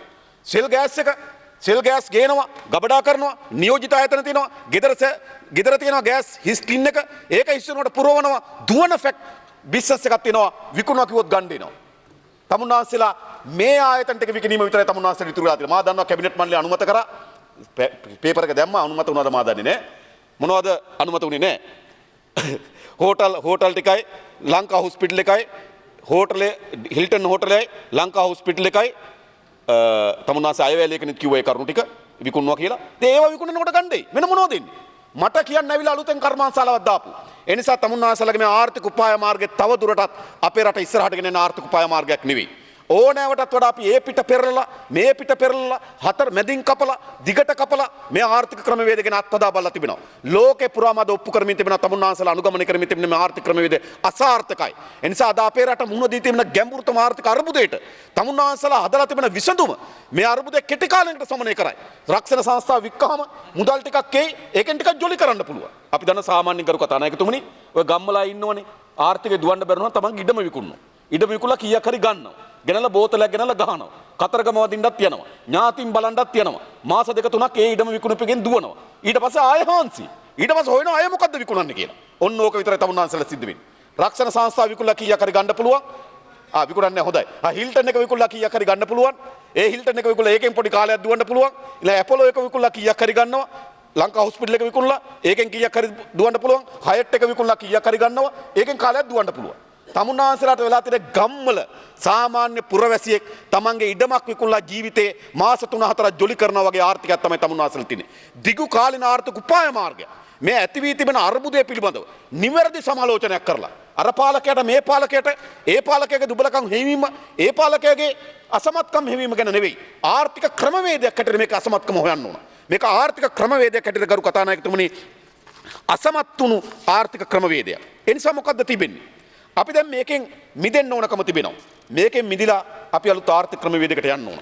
ගරු කතානායකතුමනි හැම රටක්ම ආර්ථික ක්‍රමවේද ගැන කල්පනා කරලා තිබෙන්නේ ඒ රටේ පිහිටීම, ඒ රටේ ඓතිහාසික තත්ත්වය, ඒ රටේ ජනගහනය මේ සියල්ල ගැන සැලකිල්ලක් කරලා තමයි. උදාහරණයකට ගත්තොත් සිංගප්පූරුව. සිංගප්පූරුව කියන්නේ වර්ග කිලෝමීටර් 719ක් තියෙන කුඩා රටක්. කොළඹ දිස්ත්‍රික්කය ගත්තොත් වර්ග කිලෝමීටර් 699. කොළඹ දිස්ත්‍රික්කයට වඩා ටිකක් විශාල රටක්. ඒතර මොකද ඒ වගේ රටක් ආර්ථික උපාය මාර්ගයක තෝරන්න ඕන? ඒ ආසන්න සේද මාවත විශාල නැව් ගමනාගමනයක් වැටලා තිබුණ මාවතක් තිබෙනවා. හරියට හයි ලෙවල් පාර අයිනේ දෙල්කඳ හන්දියේ පර්චස් 10ක් තියෙනවා වගේ. ඒක තමයි සිංගප්පූරුව. හයි ලෙවල් පාර අයිනේ කුඩා ඉඩමක් තියෙනවා වගේ. ඒතර හයි ලෙවල් පාර අයිනේ කුඩා ඉඩමක් තියෙනවා නම් අපි ඒකේ බතල් හිටවන්න යන්නේ නැහැ. බතල් හිටවන්න යනවා එක මෝඩ වැඩක්. හයි ලෙවල් පාර අයිනේ කුඩා ඉඩමක් තියෙනවා එක සුපර් මාකට් එකක් දානවා. අන්න සිංගප්පූරුවත් විශාල නවක ගමනාගමනයත් එක්ක ගැට ගැහිලා තිබුණු රාජ්‍යයක් කුඩා භූමියක් තියෙන රාජ්‍යයක් වර්ග කිලෝමීටර් 719 කොළඹ දිස්ත්‍රික්කයට වඩා කුඩා ප්‍රමාණයකින් විශාල රාජ්‍යයක් ඒගොල්ලෝ කල්පනා කරා තමන් ලෝකයේ ලොකුම සුපර් මාකට් එක දාන්න ඕන කියලා. ඒ නිසා ඒගොල්ලෝ ලෝකේ සුපර් මාකට් එක දාන්න තමයි සැලසුම් වැදුනේ. සුපර් මාකට් එක දාන්න මොකද ලෝකේ ලොකු වෙළඳපොලක් කරන්න මොකද්ද උනේ? ඒකට අවශ්‍ය වෙන යටිතල පහසුකම් දිනු කරේ. මෙන්න මොකුත් නෙවෙයි. සිංගප්පූරු එයාර්ලයින් ලෝකේ කාර්යක්ෂම ගුවන් සේවය. මොකද වෙළඳපොලට කාර්යක්ෂම ගුවන් සේවයක් වුණා. සිංගප්පූරු ඩෙවලොප්මන්ට් බැංක් ලෝකේ දෙවෙනි කාර්යක්ෂම බැංකු පද්ධතිය. ලොකු බැංකු පද්ධතියක් වුණා. සිංගප්පූරු වරාය ලෝකේ කාර්යක්ෂම වරාය. දිනු කරේ නැහැ. කොහෙවත් ගිහලා නිකම් වරායවල් ගැහුවේ නැහැ. තමන්ගේ ආර්ථික උපාය මාර්ගය මොකක්ද? තමන්ගේ ආර්ථික උපාය මාර්ගය තමන්ගේ රට සුපර් මාකට් එකක් කරන්න නම් සුපර් මාකට් එකට අවශ්‍ය යටිතල පහසුකම් මොනවද? ගුවන් සේවය, වරාය, බැංකු පද්ධතිය. ඒ නිසා සිංගප්පූරුව වැඩියෙන්ම අවධානය යොමු කරේ යටිතල පහසුකම් සංවර්ධනය කරන්න තමන්ගේ උපාය මාර්ගයත් එක්ක ගැට ගහලා. ඒ විතරක් නෙවෙයි චීනය ගත්තොත්. චීනය ගත්තොත් විශාල රාජ්‍යයක් ලෝක ජනගහනයෙන් 5න් එකක් ජීවත් වෙන රටක්. ඒ නිසා චීනය ඉස්සල්ලාම කාර්මිකකරණයට ගියේ නැහැ. චීනය ඉස්සල්ලාම පටන් ගත්තේ කොතනින්ද? කුඩා කුඩා හස්ත කර්මාන්තයෙන් පටන් ගත්තේ. නිවස් ඇතුලේ, ගම් ඇතුලේ කුඩා හස්ත ශිල්පීන් හරහා කුඩා කුඩා කර්මාන්ත පටන් ගත්තා. ඒගොල්ලෝ මහා කර්මාන්තයකට ගියා නම් චීනය විශාල කඩාවැටීමකට ලක් වෙනවා. චීනය ඉස්සරලම් පටන් ගත්ත කුඩා හස්ත කර්මාන්තේ. ඒ නිසා තමයි චීනෙන් අපිට සෙල්ලම් බඩුව ආවේ. ඒ නිසා තමයි චීනෙන් අපිට වලලු ආවේ. ඒ නිසා තමයි චීනෙන් අපිට අරුමෝසම් බඩුව ආවේ. ඒගොල්ලෝ එකපාර කර්මීකරණ රටක් බවට පත් කරේ නෑ. ඒගොල්ලෝ ඉස්සරලම කරේ හස්ත කර්මාන්තේ. හස්ත කර්මාන්තයෙන් පටන් ගන්න තමයි ඒගොල්ලෝ ඉස්සරහට ගියේ. ඒගොල්ලෝ කල්පනා කරා තමන්ගේ රටේ ජනගහනය මේ සියල්ල කල්පනා කරලා තමයි තමන්ගේ ආර්ථික උපාය මාර්ග සකස් කරගත්තේ. චීනිය වෙන රටක් ගත්තොත් විශාල දිගු මුහුදු තීරයක් තියෙන රටක්. විශාල මුහුදු දිහි තීරයක් තියෙනවා. චිලිය සිටියම ගත්තොත් කොඳුවට පේලිය වගේ තමයි චිලිය සිටියම. දිගු මුහුදු තීරයක් තියෙන රටක්. නිසා ඒගොල්ලෝ මොකද්ද කරේ? තමන්ගේ ප්‍රධාන සම්පත තමන්ගේ උපාය මාර්ග බවට පත් කරගත්තේ මොකද්ද? දීවර කර්මාන්තේ. මාලදිවයින රටක් ගත්තොත් මනරම් ඒ වගේ කුඩා දූපත් සමූහයක් තියෙන රාජ්‍යයක්. ඒගොල්ලෝ තමන්ගේ ආර්ථික උපාය මාර්ග බවට පත් කරන සංචාරක ව්‍යාපාරය. ඒ කියන්නේ මොකද්ද? හැම රටක්ම තමන්ගේ ආර්ථික උපාය මාර්ගය සකස් කරගන්න ඒ රටේ පිහිටි මේ රටේ ඓතිහාසිකත්වය ඒ රටේ තිබෙන අවස්ථා විභවයන් ගැන කල්පනා කරලා. නා අපේ ආර්ථික උපාය මාර්ග කොහොමද හදාගන්නේ? අපේ රටේ ආර්ථික උපාය මාර්ගය සකස් කරගන්න ඕනකම තිබෙන්නේ අපේ රට පිළිබඳව ඉතා හොඳ හැදෑරීමක් සහ ඉතා හොඳ මැනවැලීමක් සහිතව. එහෙනම් අපේ රට මොකද්ද? වර්ග කිලෝමීටර් 65610ක් තියෙනවා. ඔන්න ඉතා කුඩා රටක් වර්ග කිලෝමීටර් 65610ක් තියෙන රටක්. ඒකෙන් ආණ්ඩුව කියන වනාන්තර තියෙනවා කියලා 29ක්. පරිසරවේදීන් කියන එච්චර නෑ කියලා. නමුත් ආණ්ඩුව කියන 29ක් කියලා. ජලාශ සිනා 4.5ක්. ආසන්න වශයෙන් ගත්තොත් 65610ක් තිබ්බට ඒකෙන් 33ක් එක්ක වනාන්තර එක්ක ජලාශ. දැන් අපිට ඍජුව මිනිසාට ඍජුව ප්‍රයෝජනට ගත හැකි ප්‍රමාණය තිබෙන්නේ 67ක් වගේ. ඒ නිසා 65610න් 67ක් වෙනි ප්‍රමාණයක් තමයි කර්මාන්තශාලා සඳහා අපිට නිවාස සඳහා අනිකුත් කුසකාර්මික කටයුතු සඳහා අපිට ප්‍රයෝජන ගන්න පුළුවන් 67යි. නිසා කුඩා රටක අපි ජීවත් වෙනවා. ඒ විතරක් නෙමෙයි අපේ රටේ ජනගණත්වය බැලුවොත් ගරු කතානායකතුමනි මේක ඉතා වැදගත්. අපි ගත්තොත් ජපානයේ ජනගණ වර්ග කිලෝමීටර් 349ක් ජීවත් වෙනවා. චීනය ගත්තොත් ලෝකෙ වැඩිම ජනගහනය ඉන්නේ චීනේ. හැබැයි වර්ග කිලෝමීටර් ජීවත් වෙන 145යි. කැනඩාව ගත්තොත් වර්ග කිලෝමීටර් ජීවත් වෙන 4 දෙනයි. ඕස්ට්‍රේලියාව ගත්තොත් වර්ග කිලෝමීටර් ජීවත් වෙන 3 දෙනයි. එක්සත් ජනපදයේ ගත්තොත් වර්ග කිලෝමීටර් ජීවත් වෙන 35ක්. ලංකාව ගත්තොත් වර්ග කිලෝමීටර් ජීවත් වෙන 330ක්. විශාල ජනගණත්වයක් තියෙනවා. කුඩා රටක විශාල ජනගහනයක් ඉන්නේ. ඒ නිසා අපේ වර්ග කිලෝමීටරක ජීවත් වෙන 330ක්. ඒ නිසා අපිට මහා පරිමාණ ගොවිපළවල් වලට යන්න ඉඩක් නැහැ. අපේ ප්‍රධාන සම්පත මේ මානව සම්පත. ඒක සම්පතක් වුණ අපිට තිබෙනවා. ඊළඟ අපේ රට ගැන අපිට ආඩම්බරයක් තිබෙනවා. ඒක අපි ඉතා ලස්සනට වර්ණනා කරනවා. දිය ඇලි තිබෙන, සුන්දරත්වය තිබෙන, කොළ පාට එළිය තිබෙන ඉතා හොඳ රටක් කියලා අපි වර්ණනා කරනවා. හැබැයි ඒ වගේම අපි තේරුම් ගන්න ඕනකම තිබෙනවා. අපිට විශාල ආර්ථික සම්පත් තිබි රාජ්‍යයක් නෙවෙයි. ඒක අපි තේරුම් ගන්න ඕන. අපිට ආර්ථික වශයෙන් අපිට ආර්ථික සම්පතක් වන ගල් අඟුරු නෑ අපිට. මොකද අපිට ගල් අඟුරු නෑ. අපිට යපස් නෑ. අපිට රත්තරන් නිදි නෑ. අපිට තෙල් නෑ, ගෑස් නෑ තාමත්. හැබැයි මට මතකයි ඡන්ද කාලේ 1970 ගණන් වල ඡන්ද කාලේ වේදිකාවට ගෙනාවා බොර තෙල් බෝතලයක් ගෙනල්ලා පෙන්නුවා තෙල් හොයාගත්තා කියලා. පෞගේ කාලෙත් මට මතකයි 2010ද කොහෙද ඡන්ද කාලෙත් කිව්වා ඔන්න තෙල් හොයාගත්තා කියලා නිවුස් එකක් ආවා කියලා නිවුස් එක ප්‍රකාශ කරා නේද? අර ඒ ප්‍රවෘත්තිය දුන්නා ජනාධිපතිවරයා ඔන්න දැන් තෙල් හොයාගත්තා කියලා. ගෑස් හොයාගත්තා කියලා. මේ විදිහට නාවේ. හැබැයි අපි තාම දන්නේ නැහැ ඒක හරියටම. ඒක අපිට ගන්න එක ආර්ථික වශයෙන් ලාභද? පොළොවේ යට තියෙන එක ලාභද? දැම්ම ගන්න එකද ලාභද? ඒක වෙන කරුණු. හැබැයි ආර්ථික වශයෙන් ගත්තොත් විශාල ආර්ථික සම්පත් තියෙන රටක් නෙවෙයි අපි. අපිට දෙන රත්නපුර ඇලෑර ඒ පදාර්ථ වලට වෙන මැණික් සම්පතක් තිබෙනවා. අපිට ඔක්කම් ඒ පැත්තේ ඔක්කම් පිටේ පැත්තේ මැණික් සම්පතක් තිබෙනවා. අර පැත්තෙන් ගත්තොත් අපිට මිනරල් සම්පතක් තියෙනවා. අර ඉල්මනයිට් සම්පතක් තිබෙනවා. අර පැත්තේ ෆොස්ෆේට් සම්පතක් තියෙනවා. ඕකද ඇත්ත ගත්තොත්. ඒ නිසා අපේ රටේ මහා ආර්ථික සම්පත් තියෙන රටක් නෙවෙයි අපිට. ඊළඟ ගත්තොත් අපිට කුඩා භූමියක් අපිට තිබෙනවා මිනරල්, රත්තරන්, ෆොස්ෆේට්, ඉල්මනයිට්, මුල්මුඩි. මේ සම්පත් ටික විතරයි අපිට ආර්ථික වශයෙන් තියෙන්නේ. ඊළඟ අපේ රටේ වටේ මහා මුහුදක් තිබෙනවා. ඒ මහා මුහුද ගත්තොත් වර්ග කිලෝමීටර් 517000ක් අපේ රට වගේ 8 ගුණයක මහා සාගරයක් අපිට තිබෙනවා. ඒක අපිට සම්පතක්. එහෙනම් දැන් අපි කල්පනා කරන්න ඕනකම තිබෙනවා අපේ මානව සම්පතත් මේ තියෙන දේවලුත් උපයෝගී කරගෙන කොහොමද අපේ රටේ ආර්ථික උපාය මාර්ග හදාගන්නේ? ඕන කෙනෙක් එහෙමයි කරු කතානායකතුමනි. අපි ගාව තියෙන ආහාරය හදන්නේ කොහොමද? අපිට පිටි තියෙනවා, සීනි තියෙනවා, පොල් තියෙනවා. එතකොට අපිට ඒකට ගැලපෙන රසබජුණක් තමයි අපි හදාගන්නේ. අපි ගාව හාල් තියෙනවා, පොල් තියෙනවා, මිරිස් තියෙනවා. එතකොට අපි හදන්නේ මොනවද? බතුයි පොල් සම්බෝලයි. ඒ කියන්නේ මොකද්ද? ඕනෑම කෙනෙක් තමන් සතුව තියෙන සම්පත්කින් පිළිබඳ සැලකිල්ලක් කරලා තමයි තමන්ගේ ආර්ථික උපාය මාර්ග හදාගන්නේ. මේ ලෝකේ හිටපු ගමන් ඇවිල්ලා කරනවා මම සිංගප්පූරුවක් කරනවා, හිටපු ගමන් ඇවිල්ලා මම මැලේසියාවක් කරන එක වැරදි. හරිද? මේකට ඉතා හොඳ මැනවින් උදාහරණයක් කිව්වා අපේ රෝණ විජේවීර සහෝදර එක කාලෙකදී. ඒ කාලෙක රෝණ සහෝදරයන්ගෙන් ඇහුවා තමුන්නාන්සලා ආපුවම රුසියාවක් කරනවද කියලා. එහෙම නැත්නම් තමුන්නාන්සලා ආපුවම මේ රට චීනයක් කරනවද කියලා. එතුමා දුන්නේ එක උදාහරණයක්. රෝණ සහෝදරයන් කිව්වේ එකයි. රුසියානු සපත්තු අපිට ලොකු වැඩි. චීන සපත්තු අපිට පොඩි වැඩි. නිසා අපි මොකද කරන්න ඕන? අපේ කකුලට ගැලපෙන සපත්තුවක් අපි හදා ගන්න ඕන. රුසියන් මොඩල් එකත්, චීන මොඩල් එකත් එක එක රටවල එක එක මොඩල් ගෙනල්ලා එක එක රටවල බස්සන්න බෑ. ලෝකේ එහෙම කිසිම රටක් දිනු වෙලා නැහැ. හැම රටක්ම දිනු වෙන්නේ තමන්ගේ ඓතිහාසික තත්ත්වය, තමන්ගේ සම්පත්, තමන්ගේ මානව සම්පතේ ස්වභාවයන්, තමන්ගේ පිහිටීම මේ සියල්ල ගැන සලකලා තමයි ආර්ථික උපාය මාර්ගය සකස් කරන්නේ. පෞගේ කාලේ පුරාවටම තමුන්නාන්සලා කොහෙන් හරි මේ රටේ ඉපදිච්ච නැති, රටේ පුදුනත් මේ රටේ ජීවත් වෙච්ච නැති කට්ටියක් ඉන්නවා. හැමදාමත් මෙහෙම කට්ටියක් ඉන්නවා. විශේෂයෙන්ම රනිල් වික්‍රමසිංහ මහත්තයා ගාව මෙහෙම කට්ටියක් ඉන්නවා. ආණ්ඩුවක් වැටෙනකොට ඉන්න තැනක් හොයාගන්නත් නැහැ. ආණ්ඩුව හදනකොට ඔන්න කවුද ආණ්ඩුව? චරිතරත්වත්ති. මම දැකලා නැහැ චරිතරත්වත්ති මහත්තයා විදේශපාලනයක. මම දැකලා නැහැ පහුගිය කාලේ රටේ ජනතාවගේ ප්‍රශ්නයක් ගැන කතා කරනවා. මම දැකලා නැහැ චරිතරත්වත්ති රටේ ජනතාවගේ මේ ආර්ථික ඇතිවි තිබෙන ප්‍රශ්නයක් පිළිබඳ දේශනයක් දෙනවා ඊට කලින්. නෑ. ඊට පස්සේ පාස් කරලින්ගම්. ඕන් ඊළඟ තව කෙනෙක් එනවා. ඊළඟ එනවා මහ බැංකුවේ අධිපති. මහ බැංකුවේ අධිපතිවරයා බහිනවා. අර්ජුන මහේන්ද්‍ර. මේකද වෙලා තියෙන්නේ. ඒගොල්ලෝ මේ රටේ ජීවත් වෙන්නෙත් නැහැ. ඉතින් කොහෙන් හරි ආණ්ඩුවක් හදන කණ්ඩායමක් ගේනවා. එතකොට ඒගොල්ලෝ ජීවත් වුනේ සිංගප්පූරුවේ නම් ඒගොල්ලෝ කියන මේක සිංගප්පූරුවක් කියනවා. එයා ජීවත් වුනේ මැලේසියාවේ නම් එයා කියන මේක මැලේසියාවක් කරනවා කියලා. ලෝකෙ එහෙම දිනු වෙන්නේ නැහැ. මතක තබා ගන්න. ආණ්ඩුවක් පිහිටවනකොට දැකපුම නැති කට්ටිය ආණ්ඩු කරනවා. මේ ඉන්න മന്ത്രിවරුනේ මේගොල්ලන්ගේ තමන්ගේ ගමේ ප්‍රශ්න ඇහුවොත්, සාකච්ඡාවක් තියලා කැඳවුවොත් කැඳවල ඇහුවද තමගේ මාතලේ දිස්ත්‍රික්කේ මොකද ආර්ථික උපාය මාර්ග කියලා ඔළුවේ අරගෙන ඇහුවද? අහන්නේ. ඊට වඩා ඉන්න කප්පිත්තෝ ටිකක් ඉන්නවා. මන් දන්නේ රොයල් කොලෙජ් එකේ යාළුවෝ ටිකද කියලා. එකට රගර් ගැහුණා රගර්, එකට ක්‍රිකට් ගැහුණා ක්‍රිකට්. ඒක වෙනම දෙයක්. හැබැයි එකට ආණ්ඩු කරන්න ලෑස්ති වෙන්න එපා යාළුවෝ ටික. එච්චර අපි කියන්නේ. ආණ්ඩු කරන්න දෙන්න ඕන ජනතාවගෙන් පත්වෙච්ච නියෝජිතයන්ට. ආණ්ඩු කරනවා ආණ්ඩු කරන්න දෙනවා ආණ්ඩු කරන්න දෙන වෙනත් අයට. ඒ නිසා අපි තමුන්නාසලට කියන්නේ මේ ආර්ථික උපාය මාර්ගය හදන්න ඕනකම තිබෙන්නේ ඔය කොහෙන්වත් ගොඩ බාන මහතුරු නෙවෙයි නේ. ඒගොල්ලෝ එක එක රටවල් වල ජීවත් වෙනවා. ඒගොල්ලෝ මේ මහ පොළොව ගැන දන්නේ නැහැ. මං සහතික වශයෙන් කියනවා.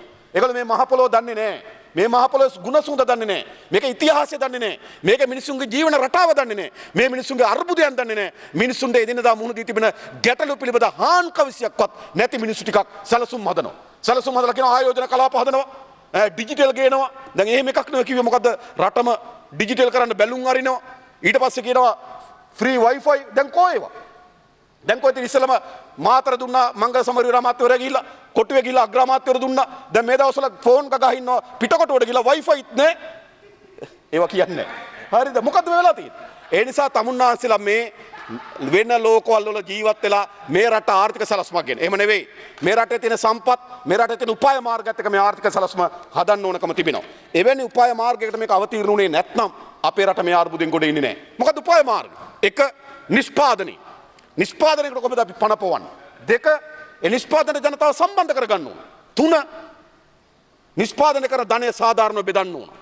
එක නිෂ්පාදනයේ, දෙක නිෂ්පාදන ජනතාව සහභාගීත්වයේ, තුන ඇති වෙන ධනය සාධාරණව බෙදන්න ඕන. මේක තමයි මුල්ගල් තුන වෙන්න ඕන. මුල්ගල් තුන වෙන්න ඕන රටේ නිෂ්පාදන ඉදිරියට ගැනීම, නිෂ්පාදන ජනතාව සම්බන්ධ කර ගැනීම, නිෂ්පාදනයේ සාධාරණව බෙදීම. මේ මුල්ගල් තුන මත පිහිටවන ආර්ථිකයක් නෙවෙයි අපිට ඕන. එහෙම නැත්නම් කොහෙන්ද යන්න පුළුවන්? තමුන්නාන්සලගේ ආර්ථික උපාය මාර්ගය තවත් අත්හදා බලන්න ඕනද? ඕනෑමටත් වඩා වැඩි කාලයක් මේ රටේ මිනිස්සු ජීවිත වලින් අත්හදා බලලා තිබෙනවා. ව්‍යසනයන්ගෙන් අත්හදා බලලා තිබෙනවා. සාගතයන්ගෙන් අත්හදා බලලා තිබෙනවා. ලෙඩ රෝග වලින් අත්හදා බලලා තිබෙනවා. අපරාධ වලින් අත්හදා බලලා තිබෙනවා. තමුන්නාන්සලගේ ආර්ථික ක්‍රමයේ තිබෙන අසාර්ථකභාවය දැන් දශක ගණනාවක් තිස්සේ ඕනෑමටත් වඩා වැඩියෙන් මේ රට අත්විඳලා තිබෙනවා. ඒ අත්විඳීම තමයි අපි දැක්කේ. මේකට විසඳුම් වෙන්නේ නැහැ. රාජපක්ෂ මහත්තයාගේ ගෝරණාඩුවෙන්වත්. එතුමා ගෝරණාඩු කරාට මේකට විසඳුම් වෙන්නේ නැහැ. රනිල් වික්‍රමසිංහ මහත්තයාගේ කෙන්දරියෙන්වත්. එතුමා දැන් හරි අමාරුයි කෙන්දරි ගෑවට විසඳුම් වෙන්නේ නැහැ. මේ ගෝරණාඩුවෙන් කෙන්දරියෙන් උත්තර හොයාගන්න පුළුවන් පත්‍රකාවක් නෙවෙයි මේක. මේකට නිසි ආර්ථික උපාය මාර්ගයට අපේ රට අවතීර්ණ කරන්න ඕන. ප්‍රධාන මුල්ගල් තුන බවට පත් කරගන්න ඕන නිෂ්පාදන ජනතාවගේ සහභාගීත්වය, එකතු වෙන ධනය සාධාරණ බෙදීම. මේ උපාය මාර්ගය සම්පූර්ණ කර ගැනීම සඳහා ක්‍රමවේදයකට යන්න ඕන. නිෂ්පාදන ප්‍රධාන ශේත්‍ර දෙකක් අපි ඉලක්ක කරන්න ඕන. එක ගරු කතානායකතුමනි, අපේ රට අවශ්‍ය දේ නිෂ්පාදනය කර ගැනීම සඳහා උපාය මාර්ගය. මා කියන්නේ නැහැ සියල්ල හදන්න ඕන කියලා. ඒක මිත්‍යාවක්. ලෝකෙ කිසිදු රටක් සියල්ල නිෂ්පාදනය කරන්නේ නැහැ. ඒක කිසිදු රටක් ලෝකේ සියල්ල නිෂ්පාදනය කරන්නේ නැහැ. මොකද ලෝකය වෙනදා වගේ කාටවත් වෙළඳපොළෙන් හුදකලා වෙලා ඉන්න බෑ. ලෝකේ වෙළඳපොළෙන් එකතු වෙලා තිබෙන්නේ. චීනේ කපු හදනවා, කොරියාවේ නූල් බවට පත් කරනවා, ලංකාවේ ඇඳුම් මහනවා, උත්තරද්‍රවයේ ඇස්කීමෝරුන් ඒ ඇඳුම් අඳිනවා. චීනේ කපු, කොරියාවේ නූල්, ලංකාවේ ඇඳුම්, උත්තරද්‍රවයේ මිනිස්සු අඳිනවා. ඒ කියන්නේ මොකද්ද? වෙළඳපොළෙන් මේ ලෝකේ එකතු වෙලා තිබෙන්නේ. ඒ නිසා කිසිදු කෙනෙකුට ලෝකයේ වෙළඳපොළෙන් අපිට ඉවත් වෙන්න බෑ. ඒ නිසා අපිට කරුණු දෙකක් අපේ සැලැස්ම හදන්න ඕන. එකක් තමයි අපි අපේ නිෂ්පාදනය ඉදිරියට ගෙනීම සඳහා සැලැස්මක්. රටේ අවශ්‍යතාවය. දෙක ලෝක වෙළඳපොළේ යම් පංගුවක් අත්පත් කර ගැනීම සඳහා නිෂ්පාදනයක් ඉස්සරහට ගේන්න ඕන. මේ දෙක සම්පූර්ණ කිරීමකින් තොරව අපේ රට යන්න බෑ. අපේ රටේ නිෂ්පාදනය සියල්ල නෙවෙයි. ඒ මිත්‍යාවට යන්න එපා. කවුරු හරි හිතනවා නම් හැමදේම අපි හදාගමු. ඒක අදාළ යපුම් ආර්ථිකයක් තියෙන කාලේ. තමන්ගේ ගෙදර කිකිලිත් හිටිය බිත්තරේ දානවා, හරකත් හිටිය කිරි දෙනවා, කොටුවක් තිබ්බ කොහිලා දෙනවා, කුඹුරක් තිබ්බ වී දෙනවා. ඒක යපුම් ආර්ථිකය. දැන් යපුම් ආර්ථිකේම අපේ රට කර්මාන්තයට අවිලා තිබෙනවා. ඒ නිසා තව දුරටත් අපිට යපුම් ආර්ථිකයක් නෙවෙයි, අපි තෝරාගත්තු ශේත්‍ර කීපයක් අපි වර්ධනය කරන්න ඕන. ලංකාවට මොකද අත්‍යවශ්‍ය දේවල් ටික තියෙනවා අපි නිෂ්පාදනය කරගන්න ඕන. පළමුවම අපේ සහල් නිෂ්පාදනය, එළවලු නිෂ්පාදනය, මස් නිෂ්පාදනය, ආහාර සඳහා අපි ඒකට ප්‍රමුඛතාවයක් දෙන්න ඕන. හාල් නිෂ්පාදනය යම් ප්‍රගතියකට අවිලා තිබෙනවා. ඒ නිසා අපි මොකද්ද කරන්න ඕන කරන්නේ? මේ නිෂ්පාදනයට ඉස්සරහට ගේන්න නම් ඒ නිෂ්පාදන සහනාධාර දෙන්න ඕන. ලෝකෙ කිසි රටක් නිෂ්පාදනයට සහනාධාර නොදියන්නේ නැහැ. ඇමරිකන් එක්සත් ජනපදයේ කුෂිකර්මාන්ත වෙනින් අවුරුද්දකට සහනාධාර දෙනවා ඩොලර් බිලියන 29ක්. බිලියන 29ක් ඇමරිකන් එක්සත් ජනපදයේ කුෂිකර්මාන්තයට සහනාධාර දෙනවා. ජපානය අපිට පේන්නේ මහා කාර්මික රටක් කියලා ලෝකෙට පේන්නේ. හැබැයි ජපානය වසරකට කුෂ්කර්මාන්ත වෙනුවෙන් $1 බිලියන 44ක සහනාධාර දෙනවා. අපේ රට ගත්තොත් $1 මිලියන 300ක් අවම වශයෙන් සහනාධාරයක් දෙනවා. $1 මිලියන 300ක්වත් සහනාධාරයක් දෙන්නේ නැහැ ආසන්න වශයෙන් ගත්තොත් කුෂ්කර්මාන්තයට. හැබැයි ඇමරිකන් එක්සත් ජනතාව $1 බිලියන 29ක් කුෂ්කර්මාන්තයට සහනාධාර දෙනවා. ජපානයේ $1 බිලියන 44ක් කුෂ්කර්මාන්තයට සහනාධාර දෙනවා. ලෝකේ හැම රටකම ආර්ථික උපාය මාර්ගය නිෂ්පාදනයේ දිරිගැන්වීම සඳහා සහනාධාර දෙන්න ඕන. නිෂ්පාදනය දිරිගන්න ඕන. මා දැක්ක අද නවීන් දිසානායක වෙවිලි කර්මාන්ත අමාත්‍යවරයෙක් අපි ප්‍රතිපත්තියක් ගත්තා නිෂ්පාදනයට සහනාධාර දෙන්නේ නැහැ කියලා වාසුදේව නානායක්කර මහත්තයා අපු ප්‍රශ්නෙට. උන දීපු උත්තරේ ප්‍රතිපත්තියක් ගත්තලු නිෂ්පාදනයට සහනාධාර දෙන්නේ නැහැ කියලා. ඒක වැරදි ප්‍රතිපත්තියක්. ඒක සාර්ථක ප්‍රතිපත්තියක් නෙවෙයි. ඕනෑම රටක් තමන්ගේ නිෂ්පාදන ඉදිරියට ගන්න නිෂ්පාදන සහනාධාර දෙන්න ඕන. හැබැයි පහුගිය ආණ්ඩුව නිෂ්පාදන සහනාධාරට මොකද කරේ? බැසිල් රාජපක්ෂ මහත්තයා ගිහිල්ලා ගෙවල් වලට කුකුල් පැටව බෙදුවා. කුරුණෑගල පසුවෛද්‍ය කොට්ටාස විතරක් බෙදුවා කුකුල් පැටව 60000ක්. ඒ මොකද්ද කරන්නේ? සහනාධාර දෙන්න ඕන කර්මාන්තෙට. මොකද්ද සිද්ධ වුනේ? බිත්තර කන්න ඉන්න මිනිහට ගිහිල්ලා කිව්වා කුකුල හදපන් කියලා. මස් කන්න ඉන්න ගෙදරට කිව්වා කුකුල හදාගන්න කියලා මස් කාපන් කියලා. කර්මාන්ත මොකද උනේ? කර්මාන්ත කඩා වැටෙන මාස 6ක් තිස්සේ. ඇයි? රාජපක්ෂලා බෙදු පැටව හැමතැනම. හැබැයි සහන දෙන්න ඕන ගෙවල් වලට පැටව බෙදන්න නෙවෙයි. සහන දෙන්න ඕන කාටද? කර්මාන්තෙට. කුකුල් කර්මාන්තයට සහනාධාර දෙන්න ඕන. කර්මාන්තයට සහනාධාර දීපුවා මොකද වෙන්නේ? කිලෝ එකක් නිෂ්පාදනය කරන්න යන නිෂ්පාදන පිරිවැය අඩු වෙනවා. නිෂ්පාදන පිරිවැය අඩු වුනහම පාරිභෝගිකයට අඩු මිලට මස් සම්බ වෙනවා. හැබැයි මොකද සැලැස්ම දුවේ? නෑ මම අපේ හඳුන්වන්නේ මන්ත්‍රීතුමාගේ කාලය හොඳයි. සම්පූර්ණ විනාඩි 20 ඒ කල්පනා කරලා බලන්න. එහෙනම් මේ කර්මාන්තයට සහනාධාර දෙන ක්‍රමවේදයක් අනුගමනය කරන්න ඕනේ නැද්ද? එහෙනම් කුකුල් කර්මාන්ත සහනාධාර දෙනවා වෙනුවට කුකුල් මස් බිත්තර කණ්ඩ ඉන්න අයට පැටව බෙදන්න පටන් ගත්තා. ඊට පස්සේ ව්‍යාපෘතිය පටන් ගත්තා ගෙවතු දසලක්ෂයක් කියලා. වෙලාවට ඒක අසාර්ථක වුණේ. ගෙවතු දසලක්ෂ සාර්ථක වුණා නම් අපේ රටේ එළවලු ගොවිතැන අවසන් වෙනවා. මිනිස් ගොවි අපි අද ගොවියා Tamanට නෙමෙයි නිෂ්පාදනය කරගන්නේ. එළවලු ගොවියා ඉන්න කර්මාන්තය. අපි එළවලු ගොවිතැනට සහනාධාර දෙන්න ඕන. අපි මොකද්ද කරේ? අපි කරා එළවලු කන්න ඉන්න ගෙවල් වලට එළවලු හදාගෙන කන්න කියලා. බැරි වෙලාවත් මොකද මේ ගෙවතු දසලක්ෂ හරි ගියා නම් අපේ එළවලු කුණු කාණු වලට විසකන්න සිද්ධ වෙනවා. එහෙනම් ගෙවල් මේ ඇට බෙදලා, පැල බෙදලා, මුල්ලු බෙදලා නෙවෙයි කර්මාන්තයට සහනාධාර දෙන ක්‍රමවේදයක් තමයි උන්වහන්සේලා හදන්න ඕන. ඒ නිසා පළමු කොටම අපේ රටේ අත්‍යවශ්‍ය ආහාර ටික නිෂ්පාදනය කිරීම සඳහා මස්, ඒ කියන්නේ මිනිස්සුන්ට අවශ්‍ය ප්‍රෝටීන් ටික, මිනිස්සුන්ට අවශ්‍ය බත් ටික, මිනිස්සුන්ට අවශ්‍ය අලවලු ටික, පළතුරු ටික ඒ නිෂ්පාදනය සඳහා සහනාධාර දෙමින් ඒ නිෂ්පාදන ඉදිරියට ගෙන සලස්ම තමයි උන්වහන්සේලා හදන්න ඕන. ඒ පිළිවෙත හාන් කවි අදහසක්වත් නැත තමයි උන්වහන්සේලා වෙනුවට කරන්නේ තිබුණු නිෂ්පාදන සහනාධාරත් කප්පාදු කරන එක. නිෂ්පාදන දෙන සහනාධාර කියන්නේ පෝර සහනාධාර කියන ගොවියට දෙන එකක් නෙමෙයි. ඒක වැරදි අර්ථකථනයක්. කොහොමද ගොවියට පෝර සහනාධාර දෙන්නේ? ගොවියා පෝර ටික ගහපුවාම අස්වැන්න වැඩි වෙනවා. අස්වැන්න වැඩි වුණාම මොකද වෙන්නේ? ඒ වී කිලෝ එකක් සඳහා නිෂ්පාදන පිරිවැය අඩු වෙනවා. නිෂ්පාදන පිරිවැය අඩු වුණාම අඩු මිලට හාල් දෙන්න පුළුවන්. එහෙනම් නිෂ්පාදන දෙන සහනාධාර කියන්නේ සියලු ජනතාවට දෙන සහනාධාර. මේ ගොවියාගේ ප්‍රශ්නයක් නෙමෙයි පෝර සහනාධාරය. ගොවියා පෝර ටික ගහපුවාම අස්වැන්න වැඩි වෙනවා නම් අස්වැන්න වැඩි වුණාම නිෂ්පාදන පිරිවැය අඩු වෙනවා නම් නිෂ්පාදන පිරිවැය අඩු වුණාම මිලදී ගන්න පුළුවන් නම් පාරිභෝගිකයට අඩු මිලට අන්න නිෂ්පාදන දෙන සහනාධාරේ පාරිභෝගිකයට එනවා. ඒ නිසා තෝරාගත්තු ශේෂ්ත්‍ර කීපයක් වර්ධනය කිරීම සඳහා සැලැස්මක් හදන්න ඕන එක. ඊළඟ කතානායකතුමනි අපි කල්පනා කරලා බලන්න ඕනකම තිබෙනවා අපිට තිබෙන සම්පත් ටිකයි තිබෙන්නේ. එකක් මා කිව්වා මැණික් කර්මාන්තේ, ඉල්මනයිට් කර්මාන්තේ, පොස්පේට් නිදිය, ඊට පස්සේ අපිට තිබෙනවා මිනිරන් නිදිය. අපි මේවා තාමත් තමුන්වහන්සේලා දැන් අවුරුදු කීයක් මේ රට පාලනය කරාද? තාමත් අර සල්ලඩෙන් හලනවා වැලි ටික පුල් මුඩේ ලැජ්ජ වෙන්න ඕන. විශාල තාක්ෂණයක් දිනු වෙලා තියෙන කාලෙක මොකද්ද වෙලා තිබෙන්නේ? අපිට ඒ අවශ්‍ය වෙන සංගත වලට වෙන් කරගන්න බෑ තාමත්. ලෝකේ විශාල තාක්ෂණ දියුණු වෙලා තිබෙනවා. අවුරුදු ගණනාවක් මේ පුල්මුඩේ නිදිය තිබෙනවා. ඒක ස්වභාවිකව වෙවිලා වාර්ෂිකව ඒ ඉල්මනයිට් නිදිය ගොඩ ගහනවා. ඒක අපේ රට ලැබිච්ච මහා වාසනාවන්ත නිදියක්. ඒක හාරන්න ඕනේ නෑ. ඒක ගිහිල්ලා කවුරුවත් පෙරන්න ඕනේ නෑ. ඒක ගිහිල්ලා කොහෙවත් කපාගෙන එන්න ඕනේ නෑ. ඒක ගොඩ බානවා. ඒක ස්වභාවිකවම ඇවිල්ලා අපේ පුල්මුඩේ කලාපයට මේක ගොඩට එනවා. ඒ ගොඩට එන ටික ඇවිල්ලා හරිම රසායනික සංයුතින් වලට වෙන් කරලා කර්මාන්තශාලාව තමුන්වහන්සේලාට පටන් ගන්න බැරි වුණානේ. තාමත් වැලි ලෙස වැලි නේ ඉල්මනයිට් ලෙස ඉල්මනයිට් විකුණන රටක් නෙමේක. ලැජ්ජ වෙන්න ඕනේ නැද්ද? මම අහන්නේ තමුන්වහන්සේලා. එතෙන්ට කර්මාන්තශාලාවක් ඉන්නවා. පොස්පේට් නිදිය ගැන කාලාන්තරයක් තිස්සේ අපි සාකච්ඡා කරා. මොකක්ද දැන් පොස්පේට් නිදියට කරන්නේ? අර ප්ලාස්ටික් කපනවා. ප්ලාස්ටික් කපලා අර සල්ල මේ ගල් කැසිරකට වගේ දාලා කුඩු කරලා යවනවා. ඒ පොහොර වලින් පොල් පැලයක වගාව ගන්න අවුරුදු 5ක්වත් යනවා. මොකද ඒක දිගු කාලේ පොහොර. ඒට වඩා පොස්පේට් පොහොර කොහොමද අපි සක්‍රිය කරන්නේ? ඒ සඳහා කොහොමද කර්මාන්තශාලාව? තමුන්වහන්සේලා කල්පනා කරන්නේවත් නැහැ ඒ ප්‍රදේශේ. මැණික් කර්මාන්තේ අපේ රටේ අපි නොහිතන තාමත් දැන් අපිට මේ තියෙන දැනට අපිට මැණික් හම්බ වෙන්නේ මධ්‍ය කඳුකරෙන් පහළ රත්නපුරේ අර පැත්තෙන් ඇලහැර ඔක්කම්පිටිය ගලාගෙන ආපු මැණික්. ඇත්තට මීට වඩා මැණික් සම්පතක් අපේ රටේ මධ්‍ය කඳුකරේ තිබෙනවා.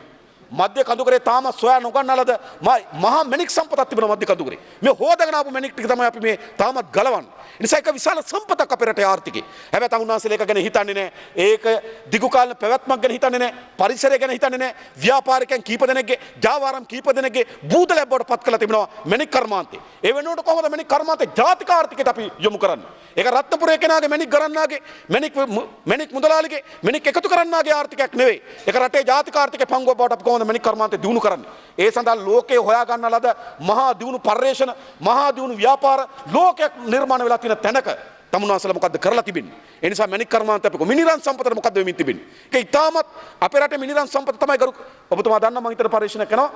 මිනිරන් සම්පත තමයි ඕ. ප්‍රධාන කරුණු දෙකක් ගැන පරීක්ෂණ යනවා. එකක් නැනෝ තාක්ෂණය අනුව ඉල්මනයිට් වලින් ටයිටේනියම් ඩයොක්සයිඩ් ලබා ගන්න ඒ සඳහා ප්‍රතිපත්තිමය තීන්දුවක් කරන් තියෙනවා අමාත්‍ය මණ්ඩලය. අනිත් එක ග්‍රැෆයිට් වලින් ග්‍රැෆීන්.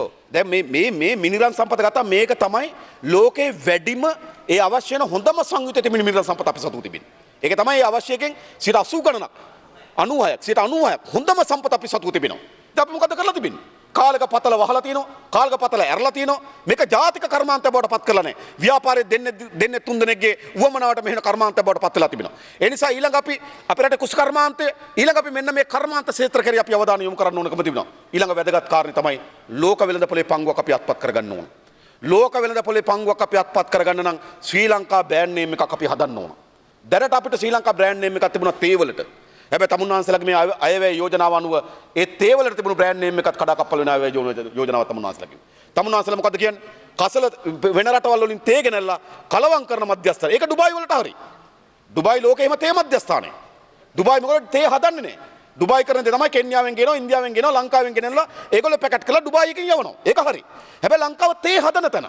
ඉතින් රවි කරුණානායක අමාත්‍යවරයා අවේලකනේ දානවා. අයවැලේකට දාන ලංකාවට පිටින් තේ ගෙනල්ලා යවන්න ලංකා ලේබල් එකට. ලංකාවේ තේ වෙළඳපොළ කඩාවැටෙන මතක තබා ගන්න. ඒ නිසා අගමැතිතුමා කිව්වට අලුත් වෙළඳපොළවල් හොයන්න කියලා. මේ අයවැලේකනේ සම්මත කරගත්තු යෝජනාව නම් යන්නේ තියර වෙළඳපොළත් අකුලන එක ඇකිලෙන එක වළක්වන්න බෑ. ඒ නිසා කරන්න ඕනකම තිබෙන්නේ අපි තෝරාගත්තු ශේෂ්ත්‍ර කීපයක් වර්ධනය කරන්න ඕන ලෝක වෙළඳපොළ ඉලක්ක කරලා. ඒක මගේ වැඩක් නෙවෙයි. ඒක අපේ රටේ ආර්ථික විශේෂඥයන්ගේ වැඩක්. ලෝකේ අද ඇති වෙන වෙළඳපොළ නෙවෙයි. තව අවුරුදු කීපයකින් ඇති වෙන්නේ. තව අවුරුදු කීපයකින් ඇති වෙන වෙළඳපොළ මොකද්ද කියලා කල්පනා කරන්න ඕනේ. ඉන්දියාව මීට දශක ගණනාවකට කලින් කල්පනා කරා ලෝකයේ ඉදිරියේදී ඇති වෙන ඉතාමත් වැදගත් වෙළඳපොළ තමයි IT වෙළඳපොළ. ඒ නිසා ඉන්දියාවේ සමහර ප්‍රාන්තයන් මුළු මනින්ම තමගේ මූලික ඉලක්ක යොමු කරා තව දශක දෙකකින් එන IT ශාස්ත්‍රයේ වෙළඳපොළ තමන් කොහොමද අත්පත් කරගන්නේ කියලා. ඒ නිසා තමයි අද එංගලන්තය ගත්තොත්, ඕස්ට්‍රේලියාව ගත්තොත්, ඇමරිකාව ගත්තොත් IT කර්මාන්තයේ ඉහළතම තාක්ෂණ වේදින අද ඉන්දියාව නිර්මාණය කරලා තිබෙන ඒ රටවල වල ඉහළ කළමනාකරණය යෙදෙනවා. නිසා රටකට දැක්මක් තියෙන්න ඕන අනාගතයේ වෙළඳපොළ ගැන. දැන් තේ කඩා වැටුනම හූල්ලන්න, රබර් කඩා වැටුනම හූල්ලන්න ඒක නෙවෙයි. අනාගතයේ ඇති වෙන අලුත් වෙළඳපොළක් ගැන කල්පනා කරන්න ඕන. ඒක මගේ වැඩක් නෙවෙයි. ඒක ආර්ථික විශේෂඥයන්ගේ වැඩක්. ආර්ථික විශේෂඥයන් කල්පනා කරලා කියන්න ඕන ලෝකයේ මෙන්න මේ දිශාවට තමයි පරිවර්තනය වෙන්නේ. ලෝකයේ මෙන්න මේ ඉල්ලුම තමයි එන්නේ. ඒකේ මෙන්න මේ පංගුව අපිට ඉටු කරගන්න පුළුවන්. ඒ පංගුව සඳහා අපි ආයෝජනයක් කැඳවන්න ඕන. අපි ආයෝජනය ප්‍රතික්ෂේප කරන ව්‍යාපාරයක් නෙවෙයි. ආයෝජනයන් පිළිබඳව අපි ප්‍රධාන මූලධර්ම තුනක් අනුගමනය කරනවා. එකක් අපිට ප්‍රාග්ධන අවශ්‍යතාවයක් තිබෙනවා. අපි සතුව අතිරික්ත ධනයක් නැහැ. අතිරික්ත ධනයක් අපිට නැහැ. ඒ නිසා අපිට අතිරික්ත සැපයුම් මාර්ගයක් ඕන වෙලා තිබෙනවා යම් ආයෝජනයක් යම් කර්මාන්තශාලාවක් වෙනුවෙන්. ඒ නිසා ප්‍රාග්ධනය කැඳවා ගැනීමේ අවශ්‍යතාවයක් පිළිගන්නවා. ඒ වගේම තාක්ෂණය සමහර තාක්ෂණය අපිට ඕන. දැන් උදාහරණයකට ගත්තොත් නොරොච්චෝලේ ගල්ලංගුරු බලාගාරය. අපේ රටේ මෙතෙක් ගල්ලංගුරු තාක්ෂණයක් තිබුණේ නැහැ. හැබැයි නොරොච්චෝලේ ගල්ලංගුරු බලාගාරය හරහා ගල්ලංගුරු තාක්ෂණය ආවා. හැබැයි අපිට තියෙන ප්‍රශ්නේ ඒ වෙලාවේ තිබුණ අලුත්ම තාක්ෂණය නෙවෙයි අපි නොරොච්චෝලට ගෙනාවේ. අවුරුදු 20 ගණනකට වඩා පැරණි චීන තාක්ෂණය ගෙනාවා. ඒ වෙනකොට ජපානයේ ගල්ලංගුරු තාක්ෂණය ඊට වඩා ඉහළ තලයක තිබුණා. ජපානයෙන් ඇත්තටම ගල්ලංගුරු බලාගාරය පිළිබඳ ව්‍යාපෘතියක් ආවා. ඒ ව්‍යාපෘතිය පැත්තක තිබුණ අලුත් තාක්ෂණයක්. ගල්ලංගුරු බලාගාරය ආරම්භයේදී අපිට අවශ්‍ය වෙන්න පුළුවන්. හැබැයි අපි ගල්ලංගුරු කියන අලුත් තාක්ෂණයක් කැඳවගෙන එනවා. ඒ අලුත් තාක්ෂණයක් කැඳවගෙන එනවා මොකද්ද අපි කරන්න ඕනකම තිබෙන්නේ? ඒ මොහොතේ තියෙන ලේටස්ට් ටෙක්නොලොජි එක. ඒ මොහොතේ තිබෙන දියුණුතම තාක්ෂණ අපි ගේන්න ඕන. හැබැයි අපි නොරොච්චෝලට ගෙනාවේ ඊට වඩා බාල අවුරුදු 20කට වඩා පැරණි තාක්ෂණයක අපි නොරොච්චෝලට ගෙනාවා. මම අහනවා ඊටත් වඩා පැරණි තාක්ෂණයක් තමයි සම්පූර්ණ වලට ගෙන්නේ. මට කියන්නේ ඉන්දියාවේ ගල්ලංගුරු තාක්ෂණය මීට වඩා දියුණුද? මීටත් වඩා පහළ තාක්ෂණයක් ඉන්දියාවේ තිබෙන්නේ. චීන බලාගාරයටත් වඩා චීන තාක්ෂණයටත් වඩා ඉන්දියාවේ සම්පූර්ණ බලාගාරයේ ගල්ලංගුරු තාක්ෂණය පහළ තිබෙන්නේ. ඒ නිසා අපි කැඳවන්න ඕන කවුද? අපි කැඳවන්න ඕන ඉහළ තාක්ෂණي. ආරම්භයේදී අපිට අවශ්‍ය වෙන්න පුළුවන්. ඒක අපි පිළිගන්නවා. මොකද තාක්ෂණ අරගෙන යා නිකන් ඉන්නේ නැහැ. එයා තාක්ෂණ වෙනුවෙන් ලාභයක් අපේක්ෂා කරනවා. එයා යම් පංගුවක් අපේක්ෂා කරනවා. එයාට අපිට කියන්න බෑ අපිට තාක්ෂණය දීපන් උඹ ලාභ ගන්න එපා කියලා. නෑ ලාභයක් අරුමනක. එයා තාක්ෂණය තමගේ බිස්නස් එක. තාක්ෂණය අරගෙන ඉන්නේ ලාභයක් සඳහාම තමයි. අපි ඒක දරා ගන්න ඕන. හැබැයි අපි හරි තාක්ෂණය ගේන්න ඕන. අපි ගල්ලංගුරු නොරොච්ච වලට හරි තාක්ෂණය ගෙනාවේ නෑ. සාම්පූර් වලට ගෙන ඊටත් වඩා පහළ තාක්ෂණය. ඒ නිසා අපි පිළිගන්නවා තාක්ෂණය කැඳවා ගැනීම වෙනුවෙන් ආයෝජකයන්ගේ පැමිණීම. ඊළඟ අපි පිළිගන්නවා වෙළඳපොළ විවෘත කර ගැනීම වෙනුවෙන් ගිවිසුම්. අපි මේ ගිවිසුම් ප්‍රතික්ෂේප කරන ව්‍යාපාරයක් නෙවෙයි. එක්කා ප්‍රතික්ෂේප කරන ව්‍යාපාරයක් නෙවෙයි. ඒ එක්කා වෙන ගිවිසුම් ප්‍රතික්ෂේප කරන ව්‍යාපාරයක් නෙවෙයි. එක්කා එක තියෙන වෙන ප්‍රශ්නයක්. මේ අපේක්ෂා කරන උවමනාවකින් ඉටු වෙනවද? ඒකයි ප්‍රශ්නේ තිබෙන්නේ.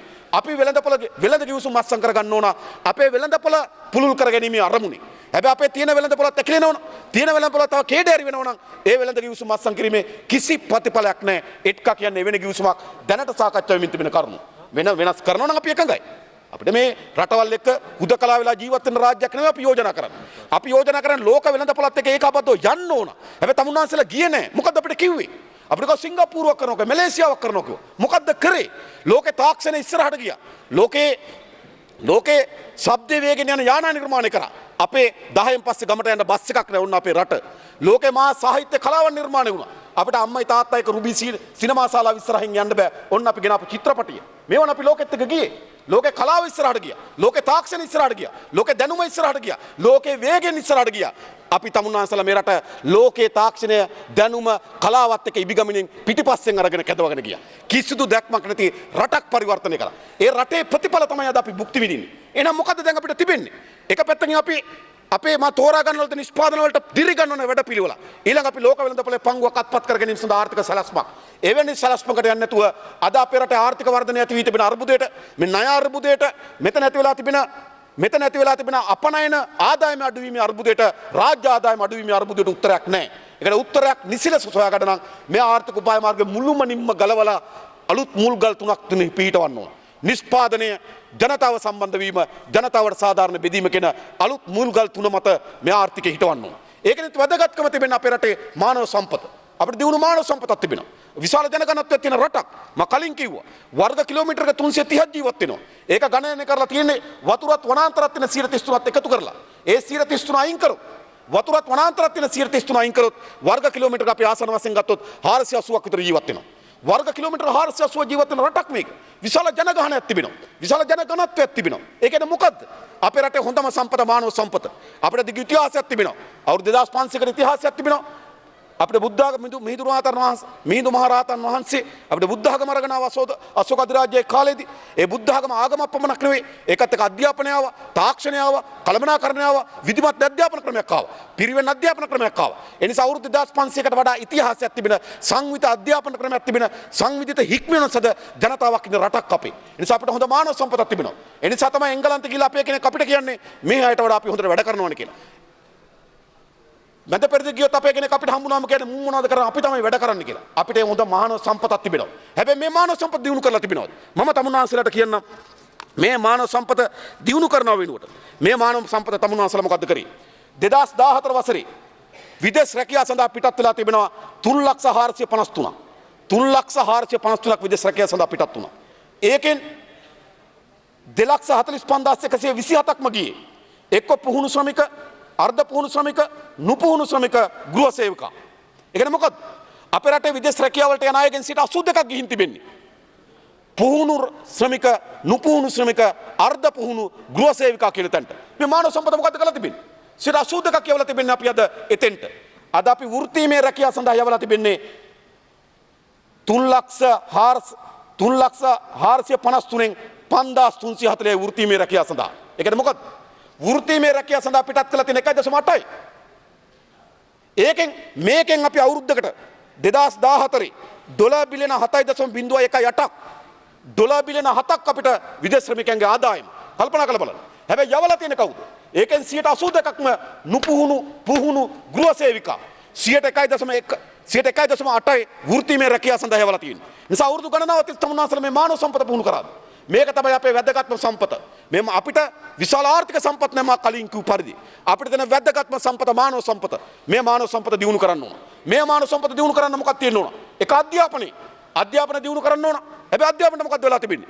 පළවෙනි වසරට ඇතුළත් වෙන ගරු කතානායකතුමනි ආසන වශයෙන් ගත්තොත් 3,50,000 පළවෙනි පන්තියට ඇතුළත් 3,50,000. හැබැයි සාමාන්‍ය පෙළට එනකොට 60,000ක් ඉස්කෝලේ අත්තරලා එනවා. සාමාන්‍ය පෙළට කලින් අපේ රටේ දරුවෝ 60,000ක් ඉස්කෝලේ අත්තරලා එනවා. ඒ තරුණයාගේ පුහුණුව මොකද්ද? 60,000 සාමාන්‍ය පෙළට කලින් අත්තරලා එනවා. සාමාන්‍ය පාස් වෙන පෙළ දරුවෝ 66යි 44 සාමාන්‍ය පෙළෙන් අත්තරිනවා. ඒ පාස් වෙන දරුවන්ගෙන් 25,000ක් විතර විශ්වවිද්‍යාලයට ගන්න. 3,50,000ක් එනවා පළවෙනි පන්තියට. 60,000ක් යන ඕ ලෙවල් වලට එනකොට. ඒක අඩු වෙනවා 2,90,000ට. ඒකෙන් 90,000ක් විතර අඩු වෙනවා ඒ ලෙවල් එනකොට. ඒක 2,02,000ක් තියෙනවා.